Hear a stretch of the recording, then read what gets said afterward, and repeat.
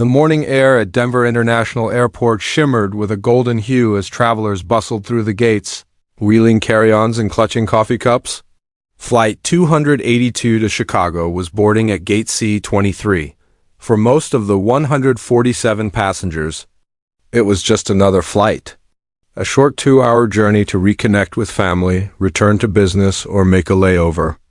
But for one teenager seated quietly in row 17, this flight would become something far greater, something history would never forget. Emily Clark sat by the window, her backpack tucked beneath the seat in front of her, earbuds loosely hanging around her neck. At 17, she looked like any other high school senior, hoodie, jeans, quiet demeanor. She was flying alone for the first time since her father's death, traveling to spend spring break with her older sister in Chicago. Her mom had hugged her, twice at the security line. "Text me the moment you land," she'd said. Emily had nodded and smiled, hiding the twinge of nervousness that always came with goodbyes. As the plane pushed back from the gate and began taxiing, Emily reached into her backpack and pulled out a worn, folded flight manual, not for a commercial jet, but for a Cessna 172, her father's favorite plane. He'd given her the manual when she was 12, scribbling notes in the margins, quizzing her on airspeed and altitude control during weekend flights. While other kids were learning dance routines on TikTok, Emily had been in a flight simulator, banking left, adjusting trim, and calculating descent rates. Her dad, Air Force captain Thomas Clark, had died in a highway accident just 2 years ago. A drunk driver had taken his life, but not before giving Emily a passion for the skies. He always said, "One day, the world might throw something crazy at you. Be the calmest voice in the sky." She never forgot it. The plane lifted into the sky smoothly, climbing through the soft clouds. Emily leaned her head against the window, watching the earth shrink below. Row 17 was midway down the cabin, nestled between families, a few college students, and an older man reading the Wall Street Journal. Across the aisle, a young couple whispered excitedly about their engagement. Everything was normal, routine, the seatbelt signs dinged off. A flight attendant passed by offering pretzels and soda. Emily declined politely, returning her gaze to the view. She felt at peace up here, no homework, no text, no grief, just sky. Her fingers absent-mindedly traced the edge of the flight manual on her lap. The smell of jet fuel and recycled air strangely comforting. Then, at precisely 30,000 feet, something changed. It was subtle at first, a faint flicker of the cabin lights, like a power surge. The engine noise softened slightly, barely noticeable. The intercom crackled once, then nothing. Emily's ears perked up. She looked around. A few other passengers noticed too.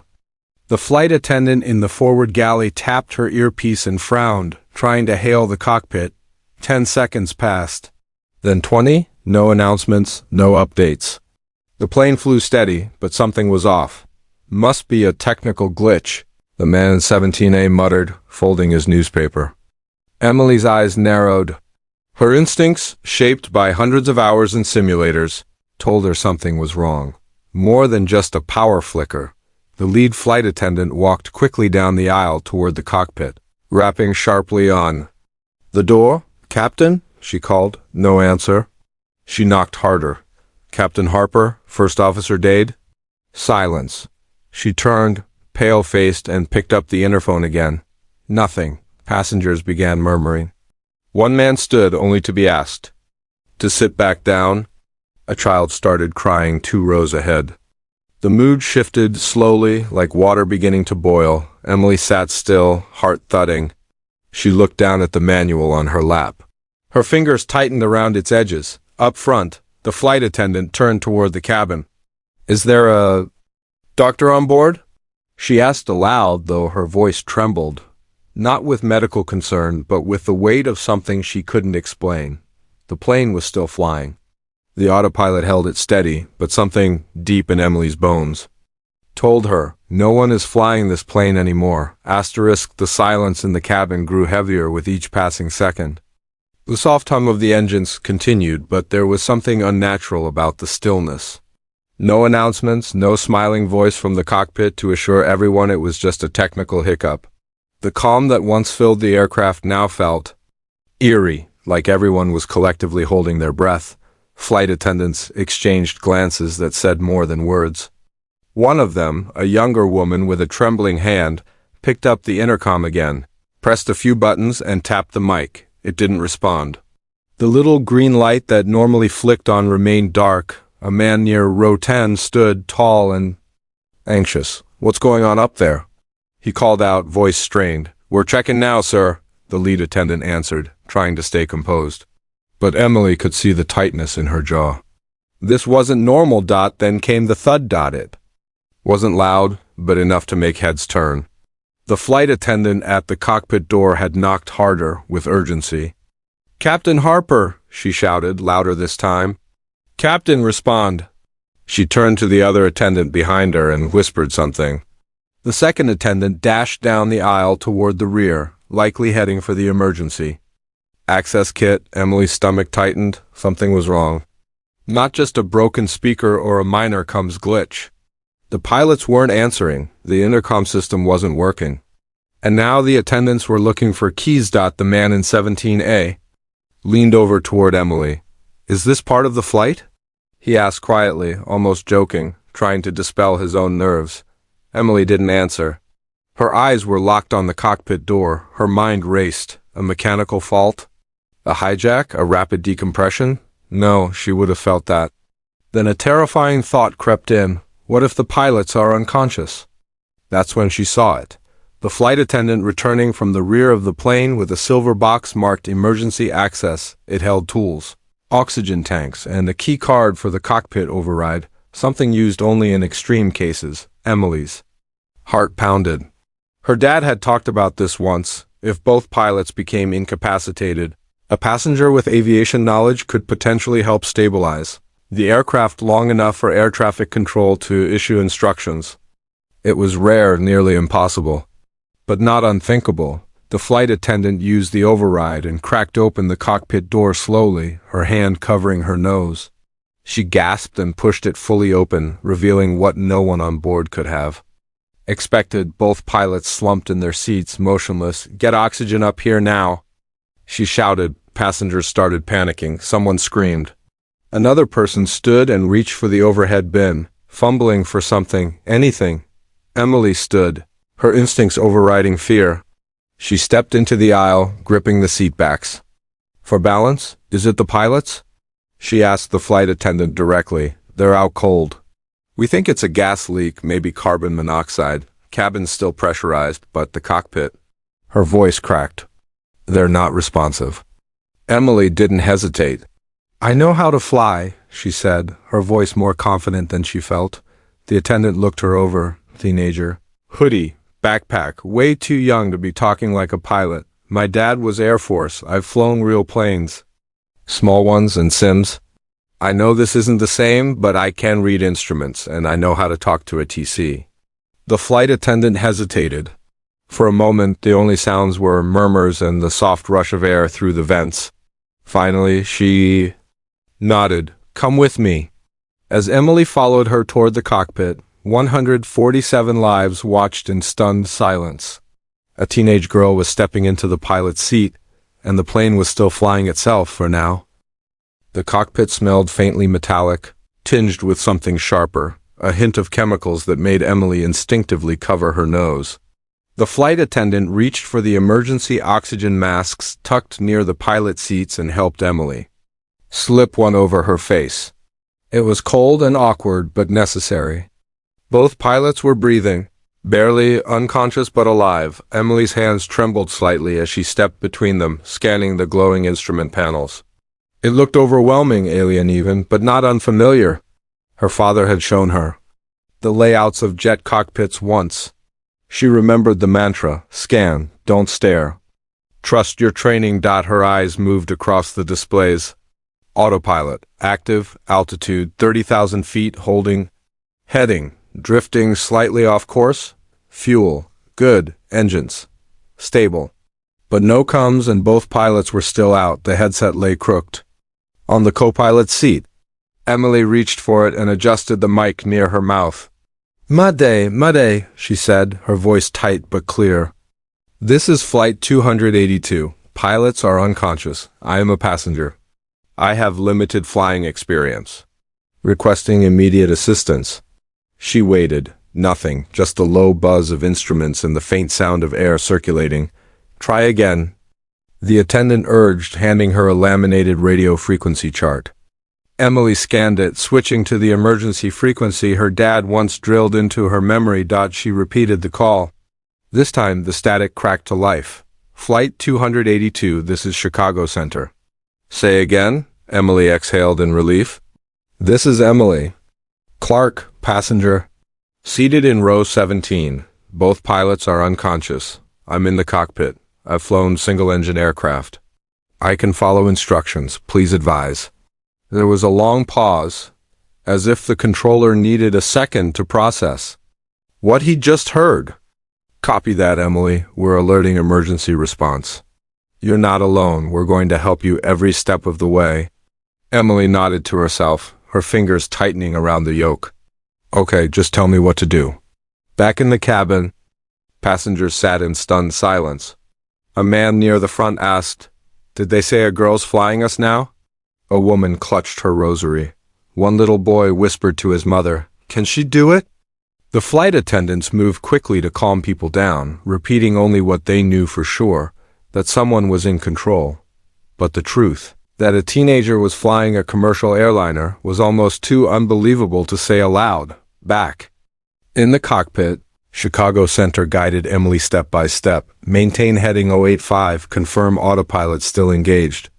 Autopilot engaged, heading 085 confirmed, Emily responded, her voice gaining strength. You're doing great, Emily. Can you see if either pilot is responsive? She glanced at the captain. No movement. She touched his shoulder gently. Sir? No reply. The co-pilot moaned faintly but didn't wake. They're still out, Emily reported. Understood. We're diverting all other aircraft. You'll land at O'Hare. Do not descend until instructed, Emily acknowledged. She sat straighter now, adjusting the seat. She recognized more and more of the instruments: artificial horizon, vertical speed indicator, throttle controls. Her dad's lessons swam back into focus like muscle memory waking from a long sleep. Remember, he once told her as they flew together in a simulator, "You don't fight the plane, you fly with it. It wants to fly. Let it." She took a deep breath. The aircraft was stable. The systems weren't failing. She had help from the ground. She could do this. Outside the cockpit windows, the sky stretched endlessly in every direction. The sun glinted off the engine casing. And far below, the heartland of America rolled quietly beneath her, unaware that the lives of 147 passengers now rested in the hands of a girl who wasn't even old enough to vote, but she was her father's daughter. And in this moment, that meant everything. Emily adjusted the headset again, her fingers slick with sweat. The low hum of the engines reminded her that the autopilot still held strong. But this moment felt like a countdown. The longer she stayed at cruising altitude, the closer she got to having to take full control. She took one final glance at the unconscious pilots, both still breathing but unmoving. Their masks had slipped slightly. She readjusted them gently. Chicago Center, this is Emily, she said into the mic, trying to sound as calm as possible. I need to know how to manually take over if autopilot fails. The voice on the other end responded with professional clarity. Understood, Emily. We're going to walk you through everything. You're doing remarkably well. Let's begin by confirming your autopilot system and settings. She looked at the panel. A glowing green button labeled AP, active, altitude, locked. Heading, stable. A line of text blinked just below. Nav hold engaged. I see a P, heading 085, altitude 30,000 locked. Speed is steady, she reported. Perfect. That's what we want for now. You're flying a Boeing 737-800. Most systems are automated, but when we approach final descent, we'll begin transferring control to you manually. Do not rush, Emily nodded, her chest tight. Below, the clouds thinned. The land came into better focus.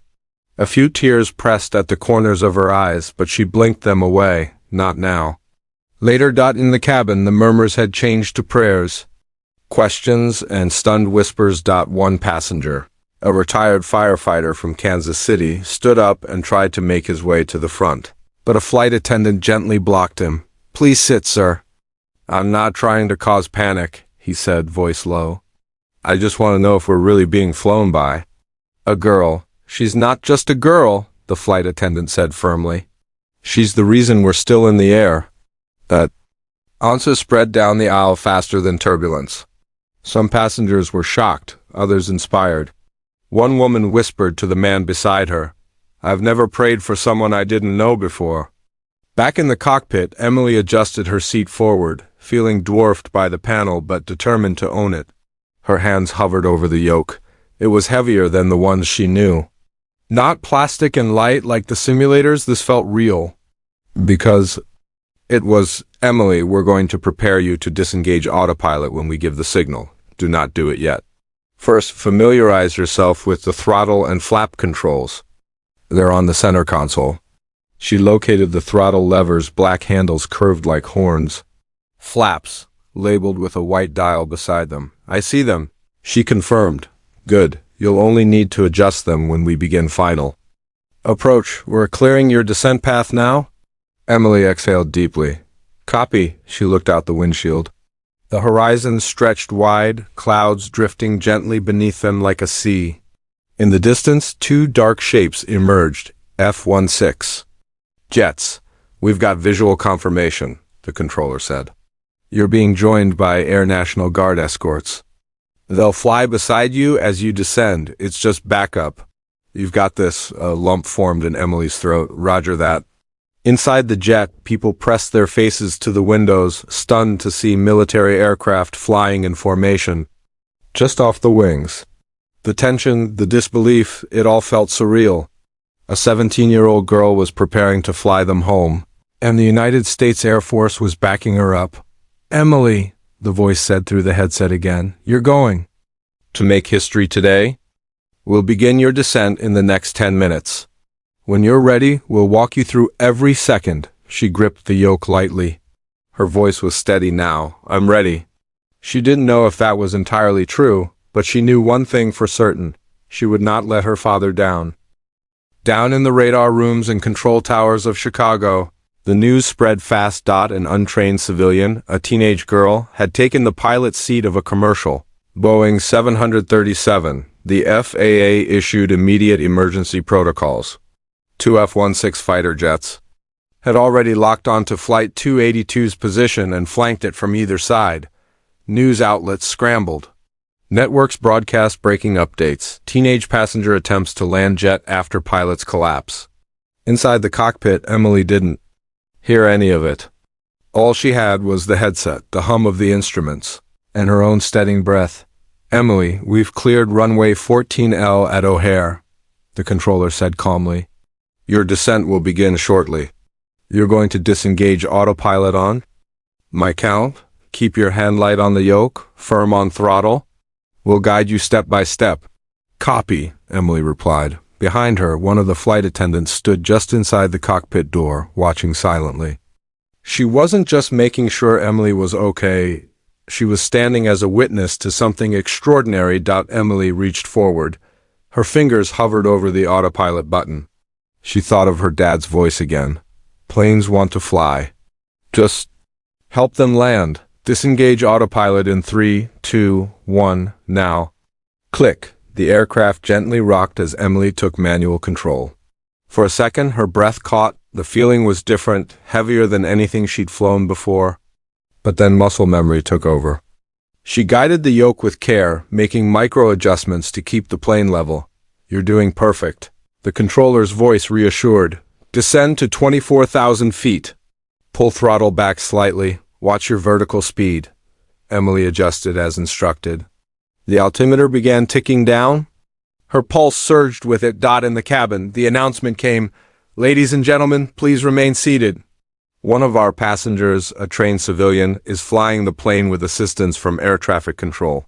We ask that you remain calm and follow instructions. Gasps echoed through the aisle. Then came silence. A woman in 22C whispered, "She's flying us." "A teenager is flying us," someone murmured. "God help her." Another replied, "God help us all." But strangely, as the seconds passed, the cabin didn't erupt into panic. Instead, people began to trust. Maybe it was the calm in the attendants' voice or the way the aircraft still moved smoothly through the clouds dotting the cockpit. The Air National Guard jets flew in close formation. One pilot radioed the tower. "Visual confirmation. Civilian appears in control. Jet remains stable." On the ground, the story had already gone viral.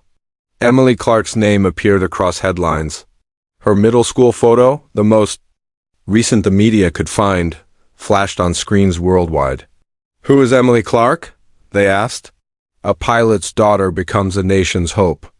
But Emily wasn't thinking about any of that. "Approaching 20,000 feet, she reported. "Excellent. Begin adjusting flaps to position 5. She turned the dial slowly. The aircraft responded with a subtle shift, slowing slightly. "Reduce speed to 250 knots. "You're doing amazing, Emily." She let out a breath. "Okay." Flaps adjusted, speed coming down. "Good, next checkpoint. 10,000 feet. Emily wiped sweat from her brow. The oxygen mask itched, the headset pressed tight against her skull, and every muscle in her arm screamed from tension. But she never let go of the yoke.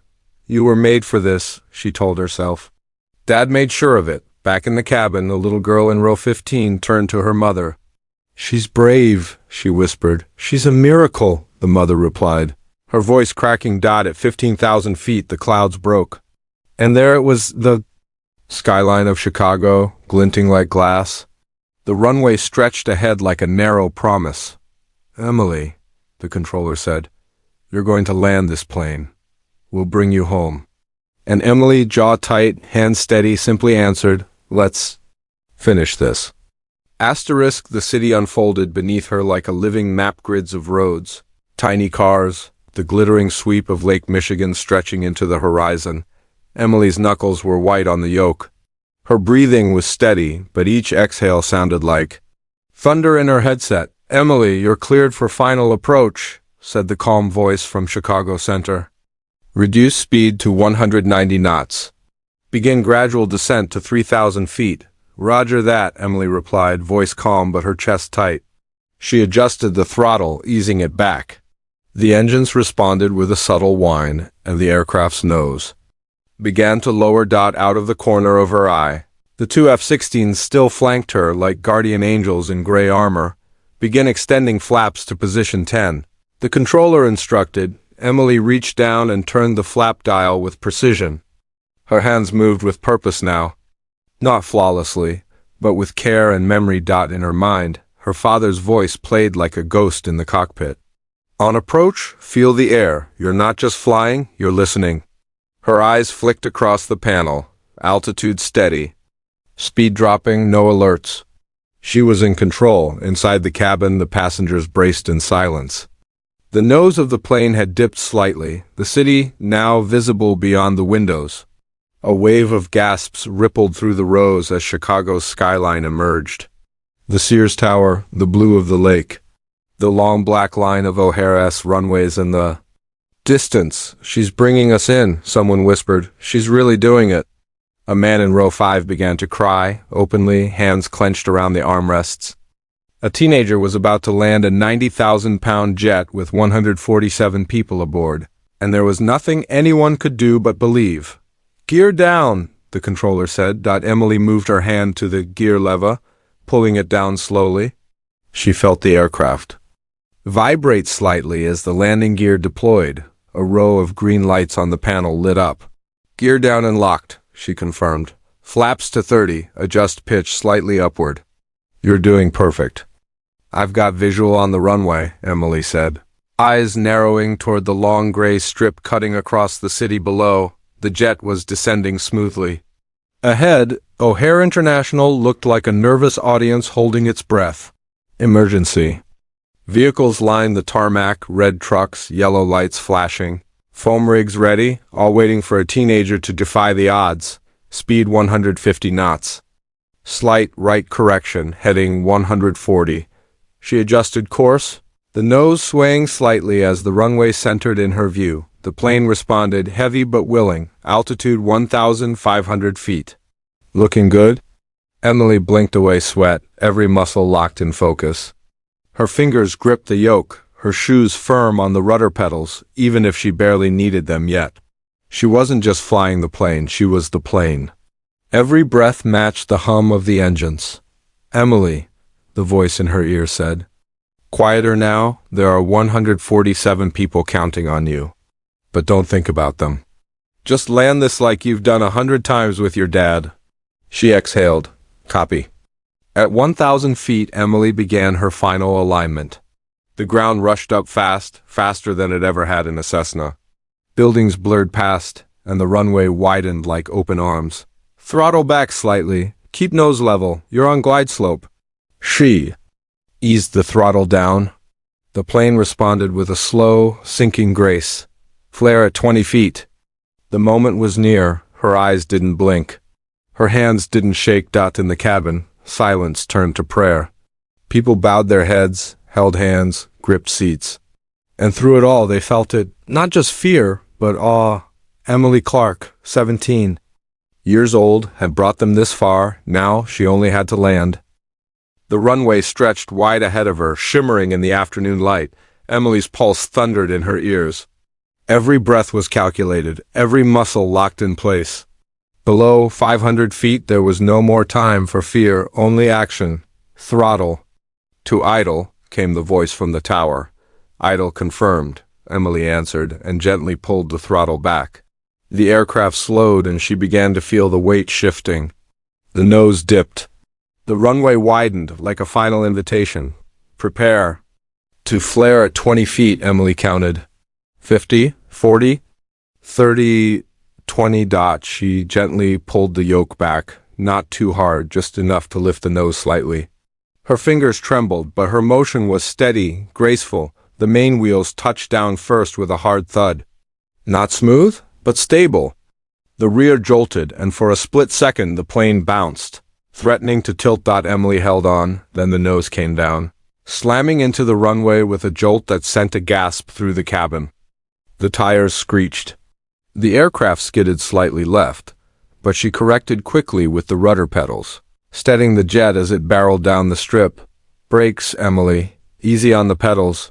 The tower advised. She applied pressure, gently. Steadily, the engines roared in reverse thrust, slowing the aircraft faster now. The runway rushed past in a blur. Emergency vehicles to the left, foam crews standing ready. The plane slowed. The shaking stopped. And then silence, rolling wheels. A full stop. The aircraft came to a complete halt at the end of runway 14L. For 1 suspended second, nothing happened. No one spoke. No one breathed. Then, from the rear of the cabin, a voice shouted, "She did it!" The cabin exploded into cheers, applause, tears. A woman sobbed openly. A father hugged his son. A man dropped to his knees and clasped his hands to the sky. The flight attendants ran to the cockpit. One of them opened the door just as Emily slumped back into the seat, her hands falling away from the yoke, her eyes glassy with shock and adrenaline. "Emily," the woman said, kneeling beside her. "Emily, you're okay." "You did it." "I landed," Emily whispered. "I actually landed it." She didn't cry, not yet. She couldn't. Her body still buzzed with the sound of engines and wind and voices in her head. She felt like she was still flying. Emergency crew boarded quickly. Paramedics rushed to the cockpit, lifting the unconscious pilots from their seats. Oxygen was administered immediately. One of them stirred. "Heart rate strong," a medic said. "They're coming around." But everyone's eyes, even the professionals, kept drifting back to the girl in the pilot's seat, 17, alone, and now, a hero outside the aircraft. Reporters had already begun gathering behind barriers. The footage from the tarmac, a commercial jet stopped mid-runway, escorted by fighter jets, emergency lights flashing, had already made national headlines. Helicopter crews zoomed in on the scene. A close-up of the cockpit showed a single figure sitting inside. Small, calm, staring forward. Emily Clark, the name had already started trending. Hashtag Pilotinro17 hashtag Emily landed it hashtag Teen Hero Flight 282 back inside. As passengers disembarked, many stopped beside the cockpit to look in, not to see damage, but to see her. Some said nothing.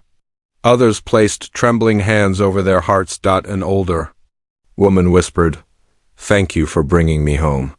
Emily just nodded. She still didn't fully believe it herself. The final passenger left.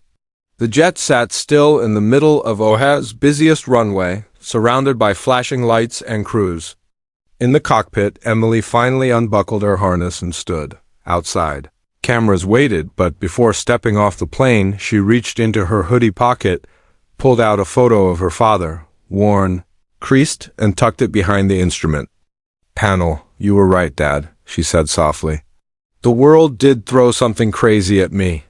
Then she opened the door and stepped out into history. The sun was setting by the time Emily Clark finally left the runway. Wrapped in a silver thermal blanket, flanked by emergency responders, she descended the airstairs to a crowd that had gathered behind barriers at the edge of the tarmac. Reporters, ground crew, police, and camera operators from nearly every major network. She blinked at the flashbulbs, overwhelmed by the noise, the attention, the surreal magnitude of what had happened. But she kept walking. She didn't wave. She didn't speak. She was still inside that cockpit, still clutching the yoke in her mind. Paramedics offered her water. One of the military escorts, a young Air Force captain, approached her and saluted. "Miss Clark," he said with reverence, "my squadron watched that entire landing." "What you did was textbook," Emily barely nodded. "It was, lot," she said quietly. "You brought them home," he replied. "You're a pilot now, whether you have the license or not." Hours later, she was taken to a press room inside O'Hare where a dozen microphones waited. Her mother had been flown in on a red-eye and rushed to her side. When she saw Emily, she broke down in tears and held her like she never wanted to let go. "I thought I lost you," her mom sobbed. "I thought I was going to lose me too," Emily whispered. Then, at 2:30 a.m., she stood in front of the world. News outlets from every country tuned in. Her name trended globally. The FAA director made a public statement. "We are launching a full investigation into the cause of pilot incapacitation." But make no mistake, Emily Clark's actions today saved 147 lives. She stepped up to the microphone in her hoodie, eyes red but clear. "I didn't think I could do it," she admitted. "But I heard my dad's voice the whole time. He trained me for this. Not for a real jet, but for the idea that you don't run from fear, you fly through it." One reporter asked, "What will you do next?" Emily looked up. "Get my pilot's license," she said, "for real this time." In the following days, the world couldn't get enough of her story. She appeared on every talk show, a book deal was offered. A film studio made inquiries within a week.